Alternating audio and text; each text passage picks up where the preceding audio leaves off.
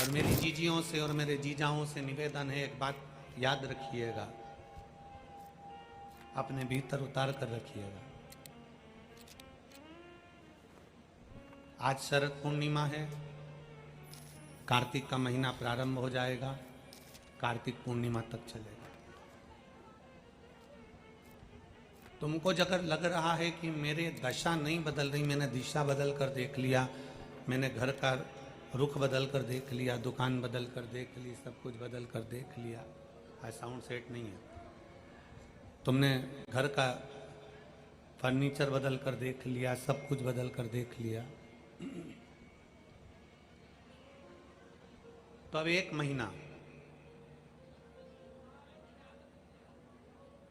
महीना शरद पूर्णिमा से लेकर कार्तिक पूर्णिमा तक एक नियम बना लो, एक चावल का दाना, केवल एक, ज्यादा नहीं, केवल एक चावल का दाना, जो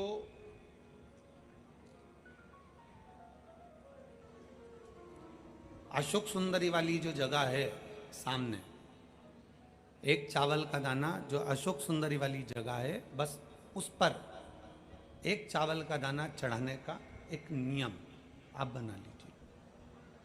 शिव मंदिर जाते हो आप लोग? कौन कौन जाता है? जरा हाथ उठाओ सभी लोग।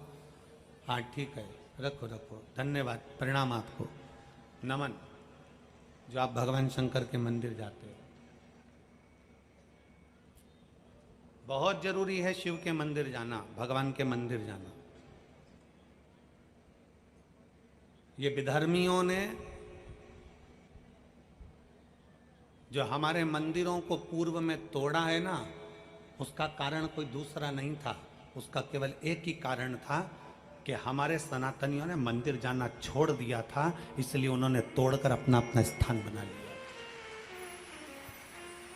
अगर सनातनी मंदिर जाता रहता, आप मंदिर की देहली चढ़ते रहते, रोज मंदिर में एकाग्रित होते रहते, मंदिर में इकट्ठे होते रहते, तो किसी के बाप की हिम्मत नहीं थी कि मंदिर की ओर आंख उठाकर भी देख ले।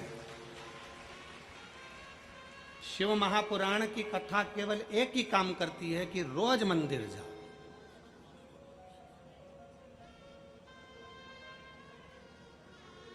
जो हमारे मंदिरों में से मूर्तियों को तोड़ा गया, हमारे मंदिरों में से सोना निकाल लिया गया, हमारे मंदिरों को खंडित कर दिया गया, उसका कारण केवल एक था कि सनातनियों ने मंदिर जाना छोड़ दिया था। क्यों छोड़ा था? क्योंकि इन विधर्मियों ने ऐसी चाल चल दी थी कि मंदिर मत जाया करो, भगवान नहीं है, देवता नहीं है, भगवान नहीं है, भगवान नहीं है, और लोगों ने अपनी चाल चल चल कर तुम्हें मंदिर से दूर कर दिया और उन्होंने मंदिर पर कब्जा कर लिया।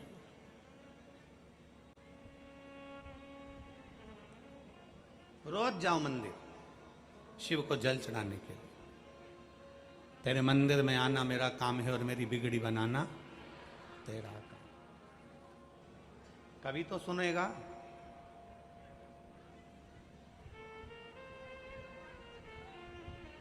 शरद पूर्णिमा से लेकर कार्तिक पूर्णिमा तक के बीच में एक नियम बना लो कि मैं जल चढ़ाने रोज जाती हूं, एक चावल का दाना मैं अशोक सुंदरी वाली जगह पर समर्पित करूंगी, केवल एक।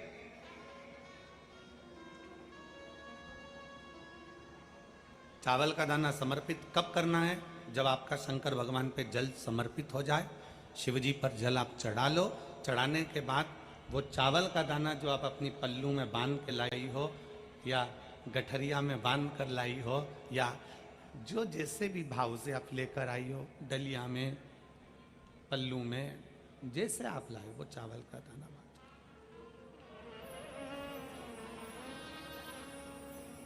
उस एक चावल के दाने को 1 महीने तक आप रोज एक चावल का दाना लेकर जाओ, रोज चढ़ाओ, अपनी कामना कर कर, बाबा मैंने दिशा बदल कर देख ली, दुकान बदल कर देख लिया, व्यापार बदल कर देख लिया, घर बदल कर देख लिया, काम बदल कर देख लिया, पर मेरी दशा नहीं बदल रही। अब ये मैंने चावल का दाना, चावल का मतलब होता है अक्षत,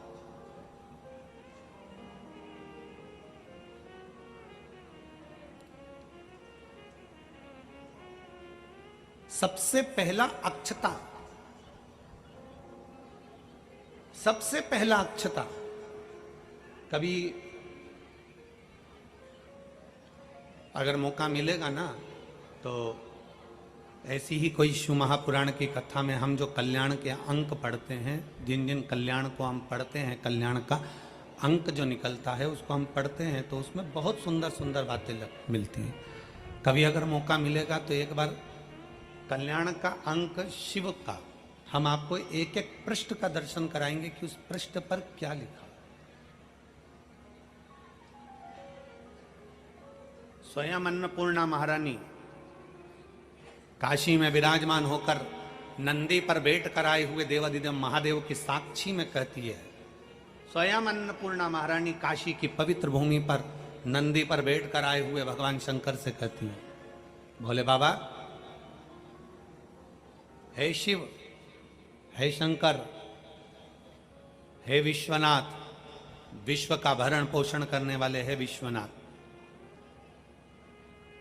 मैं आपको क्या दूं?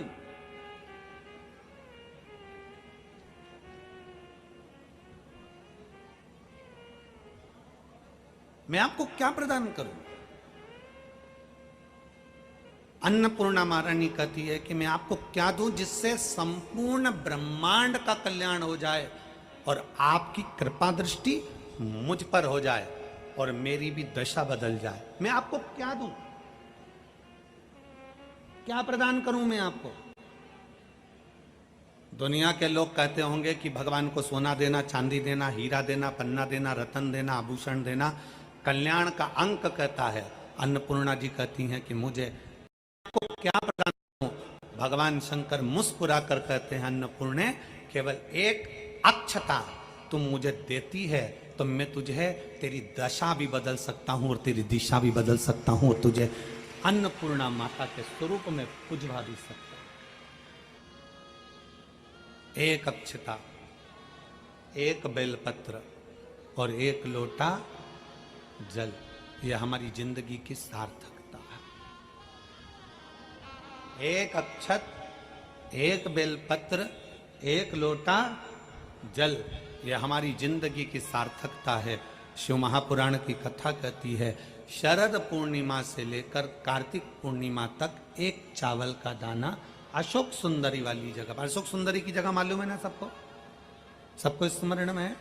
अशोक सुंदरी वाली जगह पर वो चावल का दाना कब चढ़ाना है? जब हम भगवान शंकर को जल समर्पित कर, जल समर्पित करा, अपने घर की ओर आ रहे हैं, उसके पहले चावल का दाना अपनी पल्लू में से खोल कर निकाला, चढ़ाया, भगवान को प्रणाम करा, बाबा बहुत कुछ कर कर देख लिया पर दशा नहीं बदली। और शिव महापुराण की कथा कहती है,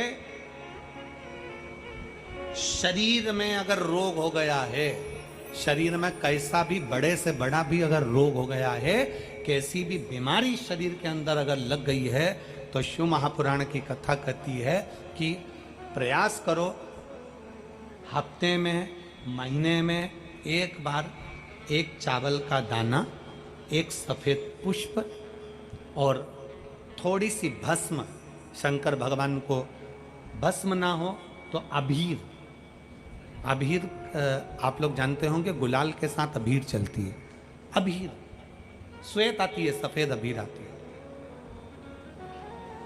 अबीर भगवान शंकर को समर्पित करो।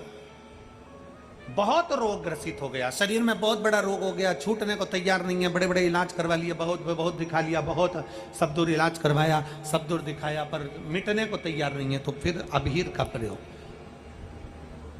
एक चावल का दाना, एक श्वेत पुष्प और अबीर भगवान शंकर को समर्पित कर, शिव को समर्पित, महीने में या हफ्ते में एक बार भगवान शंकर को देना प्रारंभ करें। धीरे धीरे धीरे धीरे शरीर का रोग अपने आप समाप्त होना प्रारंभ हो जाए अपने आप। श्री शिवाय नमस्तुभ्यम। कार्तिक का बहुत ही पावन महीना शुरू हो गया है, जो कि साल में एक बार आता है। जिन महिलाओं की संतान नहीं है वो पूरे कार्तिक महीने पल्लू में एक चावल का दाना बांध कर ले जाएं और शिव जी पर चढ़ाएं, जिससे उनको संतान सुख या पुत्र रत्न की प्राप्ति होगी।